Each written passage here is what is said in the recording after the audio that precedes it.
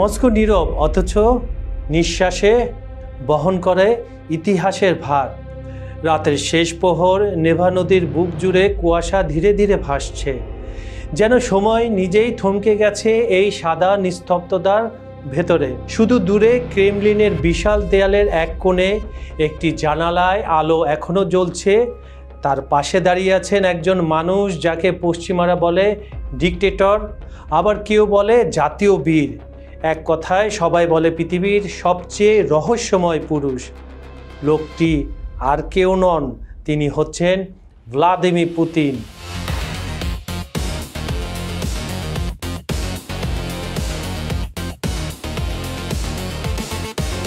একজন নেতা যিনি গোটা পৃথিবীর মানচিত্র নাড়িয়ে দিয়েছেন, কিন্তু তার নিজের জীবনের মানচিত্র সেটা হয়তো এখনো কেউ পুরোটা পড়তে পারেনি। যে মানুষ একসময় গুপ্তচর বৃত্তির ছায়ায় বড় হয়েছেন, যে নিজের মুখের হাসির চেয়ে নীরবতা বেশি ধরে রাখেন, যার চোখে দেখা যায় ঠান্ডা দৃঢ়তা কিন্তু অন্তরে হয়তো এক গভীর নিঃসঙ্গতা। সেই মানুষটি ভালোবাসা পেয়েছিলেন, হারিয়েছিলেন, আর হয়তো এখনও কাউকে মনে মনে ভালোবাসেন।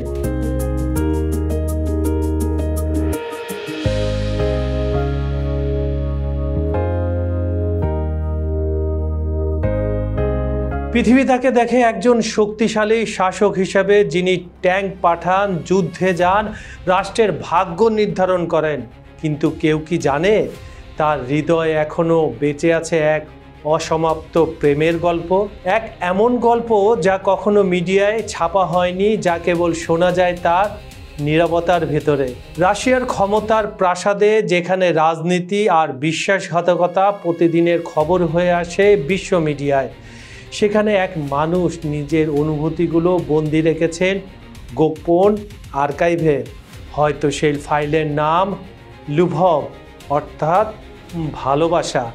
এই গল্প শুরু হয় না কোনো রাজকীয় মঞ্চে, শুরু হয় এক ছেলেকে দিয়ে, যে একদিন প্রতিজ্ঞা করেছিল, আমি রাষ্ট্রকে রক্ষা করব, কিন্তু আমার হৃদয়কে নয়। এটাই সেই গল্প। С днем Великой Победы! Ура!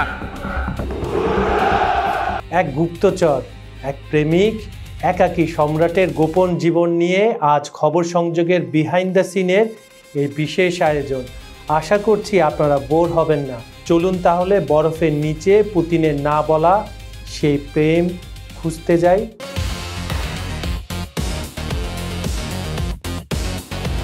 একটু পিছনে ফিরে তাকানো যাক। সময়টা 1952 সাল, লেনিনগ্রাদ জায়গাটির নাম। সোভিয়েত ইউনিয়নের ধূসর বাস্তবতায় জন্ম নেয় এক ছেলে শিশু, নাম ভ্লাদিমির ভ্লাদিমিরোভিচ পুতিন। ছোটবেলায় তার জীবন ছিল ঠিক রাশিয়ার যুদ্ধোত্তর ধ্বংসস্তূপের মতো কঠিন, অল্প আলোয় ভরা। মা ছিলেন কারখানা সাধারণ একজন কর্মী, বাবা ছিলেন নেভি সৈনিক। কিন্তু এই সাধারণ পরিবার থেকে উঠে আসা ছেলেটির মনে ছিল একটাই স্বপ্ন, যে করে হোক রাষ্ট্রকে রক্ষা করব, নিজের ভালোবাসাকে নয়। স্কুল জীবনে তিনি ছিলেন নিঃশব্দ, প্রায় অচেনা এক ছায়ার মতো, কিন্তু তার নীরবতার আড়ালে চলত নিরন্তর এক মানসিক খেলা। চারপাশে সব কিছু হিসেব করে দেখতেন, কে কাকে নিয়ন্ত্রণ করছে, কার হাতে আসল ক্ষমতা। বন্ধুরা যখন হাসতো খেলতো, তিনি শুধু তাকিয়ে থাকতেন গভীর দৃষ্টিতে, যেন প্রতিটি মুখের পেছনের গোপন উদ্দেশ্য পড়তে চাইছেন। এই নীরব পর্যবেক্ষণেই ধীরে ধীরে গড়ে তোলে পুতিনের অন্তর্গত চরিত্র, এক গুপ্তচর সুলভ মন, যেখানে আবেগও থাকে গোপনে বন্দী। এমনকি তার প্রেমও সেই রহস্যের ঘোড়াটোপে ঢেকে যায়, অপ্রকাশিত তবু গভীর ও নিয়ন্ত্রিত।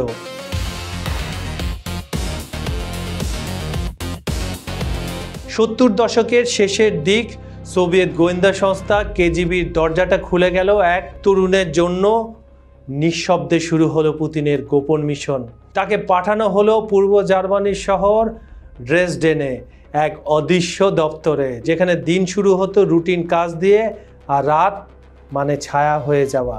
এই ছায়া ঘেরা জীবনের মাঝে একদিন আলো এসে পড়ল। এক বন্ধুর পার্টিতে তার সঙ্গে দেখা এক তরুণীর। লিতমিলা শ্রোবেনেভেকে এয়ারলাইন্সের ফ্লাইট অ্যাটেন্ডেন্ট ছিলেন তিনি। মুখে সহজ হাসি, কথায় মিষ্টি স্বচ্ছতা, কথার পর কথায় গড়ে উঠল এক অদ্ভুত বন্ধন। গোপন জীবনের গুমোট দেয়াল ভেদ করে ফুটে উঠল প্রেমের কোমল রং। অবশেষে একদিন সেই গোপন এজেন্ট বেঁধে ফেললেন জীবনসঙ্গীর হাত। বিয়ে হলো, তবে পুতিনের জীবন তো কখনোই ছিল না অন্য সাধারণ মানুষের মতো, ছিল কেবল গোপনীয়তার কোডে লেখা এক রহস্যের কাহিনী।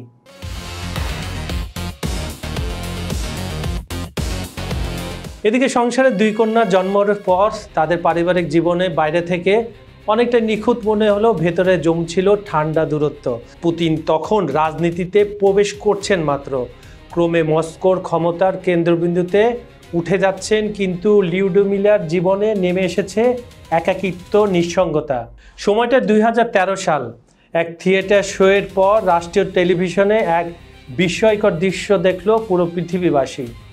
পুতিন ও লিউডমিলা পাশাপাশি দাঁড়িয়ে ঘোষণা করলেন তাদের সিভিলাইজড ডিভোর্স। রাশিয়ানদের জন্য এটা ছিল এক রাজনৈতিক নাটকের চূড়ান্ত পরিণতি, কিন্তু বাস্তবের ভিতরে সেটা ছিল এক ব্যক্তির ভালোবাসাহীন রাজনীতি।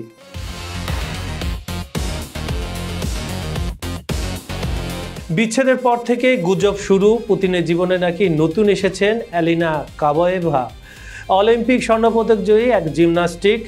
মিডিয়া বলল তারা একসঙ্গে থাকেন, গোপনে সন্তান রয়েছে, এমনকি সুইস ভিলাতেও নাকি তাদের দেখা গেছে। কিন্তু ক্রেমলিন সবসময় একটা কথাই বলেছে, প্রেসিডেন্টের ব্যক্তিগত জীবন রাজনৈতিক আলোচনার বিষয়বস্তু নয়। এই নীরবতার দেয়ালেই লুকিয়ে গেছে পুতিনের জীবনের সবচেয়ে বড় রহস্য। তিনি যাকে ভালোবাসেন তাকে প্রকাশ করেন না, যাকে প্রকাশ করেন তার প্রতি অনুভূতিটা থাকে সন্দেহের ভেতর। এক ধরনের রাষ্ট্র নিয়ন্ত্রিত রোমান্স, যেখানে হৃদয়ও কূটনীতি শেখে।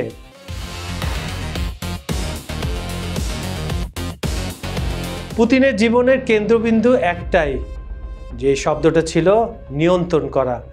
দেশ, মিডিয়া, সেনাবাহিনী সব কিছুর মতোই তিনি নিজের অনুভূতিকেও নিয়ন্ত্রণ করেন। তার জন্য প্রেম মানে দুর্বলতা, আর দুর্বলতা মানে পরাজয়। তবু তার কিছু পুরনো সহকর্মী বলেছেন, পুতিন হয়তো কঠিন মানুষ, কিন্তু একা থাকলে খুব শান্ত, খুব নীরব হয়ে যান। তিনি বই পড়েন, কবিতা শোনেন আর পুরনো সিনেমা দেখেন। একজন মানুষ যাকে গোটা পৃথিবী ভয় পায়, কিন্তু যার রাতের নিঃসঙ্গতা হয়তো রোমের কোনো একাকী সৈনিকের মতোই বুকটা অনেক ভারী থাকে।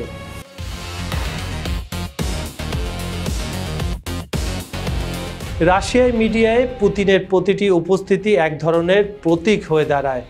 ঘোড়ায় চড়া, বাঘ শিকার করা, বরফে মাছ ধরা, সব কিছুই শক্তির ইমেজ তৈরি করে। কিন্তু একই সঙ্গে এই ইমেজের আড়ালেই চলে এক মিথ্যে প্রেমের রাজনীতি, যেখানে প্রেম নয় বরং লিডারের পৌরসত্ব বিক্রি হয়। বিশ্লেষকরা বলছেন, পুতিনের ব্যক্তিগত জীবন গোপন রাখা মানে রাশিয়ার রাজনৈতিক স্থিতি বজায় রাখা। কারণ যে নেতা প্রেমে পড়ে সে দুর্বল, এবং এই ধারণাটাই রাষ্ট্রীয় মিডিয়া ধরে রেখেছে।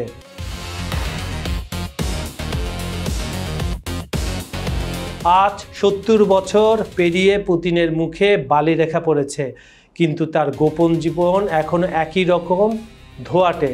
তিনি এখনো বলেন না কোথায় থাকেন তার প্রাক্তন স্ত্রী বা সন্তানরা। আলিনা কাবায়েভা এখনো প্রকাশ্যে আসেন না, কিন্তু রাশিয়ার রাজনীতি জানে, যেদিন পুতিনের হৃদয় সত্যিই খুলে যাবে, সেদিন হয়তো রাশিয়াও কিছুটা বদলে যেতে পারে।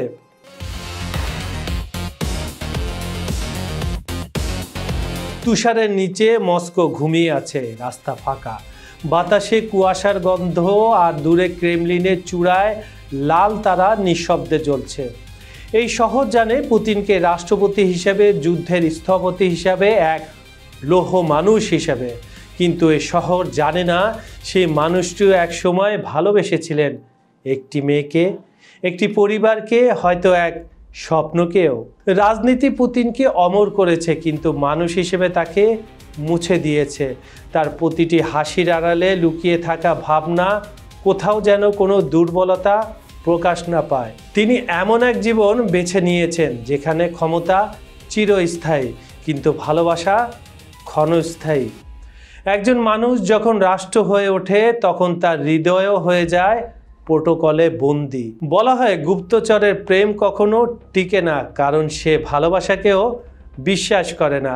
পুতিনের জীবন যেন সেই কথারই জীবন্ত প্রমাণ।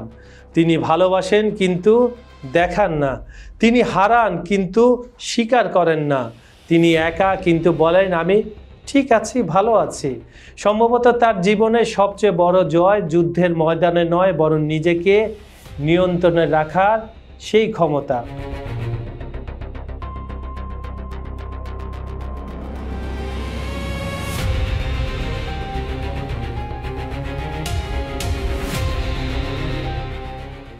যেখানে অন্যেরা কেঁদে ফেলে তিনি কেবল জানালার বাইরে তাকান। যেখানে অন্যেরা ভালোবাসার নাম উচ্চারণ করে তিনি নীরব থাকেন, কারণ তার প্রতিটি নিঃশ্বাস এখন রাষ্ট্রীয় সম্পত্তি। তবু কোথাও এক অদৃশ্য মুহূর্তে হয়তো তিনি মানুষের মতোই নরম হয়ে পড়েন। হয়তো গভীর রাতে সুরক্ষিত প্রাসাদের ভেতরে তিনি পুরনো দিনের এক চিঠি পড়েন, যেখানে লিউডমিলা একবার লিখেছিলেন, তুমি সব কিছুই জিতে যাচ্ছ ভ্লাদিমির, কিন্তু নিজেকে হারিয়ে ফেলছ। এবং হয়তো সেই মুহূর্তেই তিনি চোখ বন্ধ করে কিছুটা সময়ের জন্য একজন প্রেমিক, একজন মানুষ হয়ে ওঠেন। না প্রেসিডেন্ট, না যোদ্ধা, শুধু একজন নিঃসঙ্গ প্রেমিক, যার সমস্ত শক্তি, সমস্ত ইতিহাস, সমস্ত গোপনীয়তার নিচে আছে এক গভীর নীরবতা, এক ঠান্ডা অথচ উষ্ণভাবে চলা মানুষের নিঃশব্দ একাকিত্ব। শেষ পর্যন্ত হয়তো পুতিনের জীবন আমাদের একটাই শিক্ষা দেয়, ক্ষমতা অমর হতে পারে কিন্তু ভালোবাসা অদৃশ্য হয়ে গেলেও থেকে যায় মানুষের ভেতরে। এবং হয়তো সেটা তাকে আজও করে রাখে এক এমন মানুষে যার চারপাশে লোহার প্রাচীর কিন্তু অন্তরে এখনো নরম এক হৃদয়ের স্পন্দন।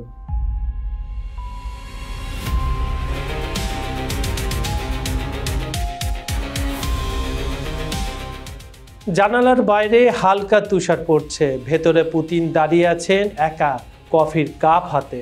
ক্যামেরাটি ধীরে ধীরে পেছনে সরে যাচ্ছে, বাহিরের আলো ম্লান হয়ে যায়, শুধু বেহালা সুরে বাজছে এক শক্তিশালী মানুষের নীরব ভালোবাসার গান।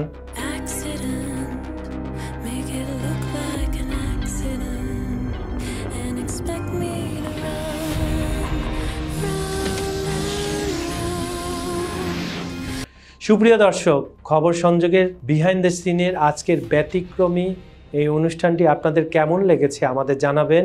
আমাদের ভিডিওগুলো লাইক, কমেন্ট আর শেয়ার করবেন। এতক্ষণ আপনাদের সঙ্গে ছিলাম আমি কাজল হায়দার। কথা দিচ্ছি আগামীকাল আবার ফিরে আসব নতুন কোনো টপিক নিয়ে। ভালো থাকবেন, সুস্থ থাকবেন। ধন্যবাদ সবাইকে।